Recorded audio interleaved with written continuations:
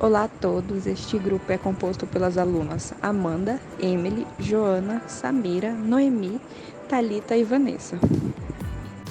Foi realizada uma pesquisa com 32 alunos da turma do terceiro ano A sobre quais tipos de lanche os alunos preferem ao pedir um fast food e esses foram os resultados. Como mostrado no gráfico, 43,8% dos alunos preferem x-bagunça, 21,9% dos alunos baguncinha, 9,4% cachorro-quente duplo, 12,5% cachorro-quente, 9,4% baguncinha duplo e 3% cachorro-quente prensado. Para calcularmos a média, é necessário somar todos os valores de um conjunto e dividir pelo número de elementos desse conjunto, como mostrado no exemplo a seguir, onde o x representa os valores dos elementos e n o número total de elementos.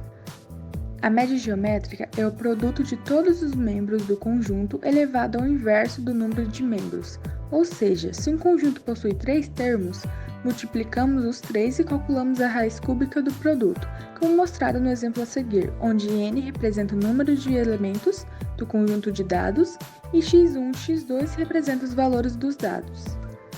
Na média ponderada, soma-se os produtos dos valores pelos seus pesos e divide o resultado pela soma dos pesos, como podemos ver no exemplo a seguir, onde P1 e P2 representam os pesos e x1 e x2 representam os valores dos dados. A moda são os valores que mais aparecem com frequência, como mostrado no exemplo a seguir, onde o 3 é a moda, pois ele se repete 2 vezes. Curiosidade, se existisse mais de um número se repetindo, exemplo, 2 números 3 e 2 números 14, se chamaria bimodal, ou seja, quando se possui mais de uma moda. Bom, a mediana representa o valor central de um conjunto de dados.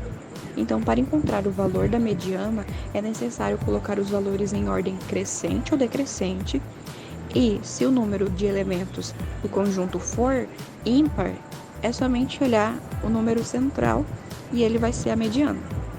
Mas quando o número de elementos de um conjunto é par, a mediana é encontrada pela medida dos dois valores centrais. Assim, esses valores são somados e divididos por 2. Medidas de dispersão são parâmetros estatísticos usados para determinar o grau de variabilidade dos dados de um conjunto de valores.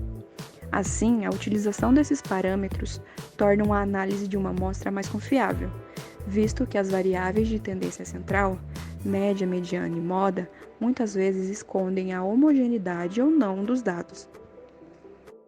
A gente tem a variância, que é determinada pela média dos quadrados da diferença entre cada uma das observações e a média aritmética da amostra.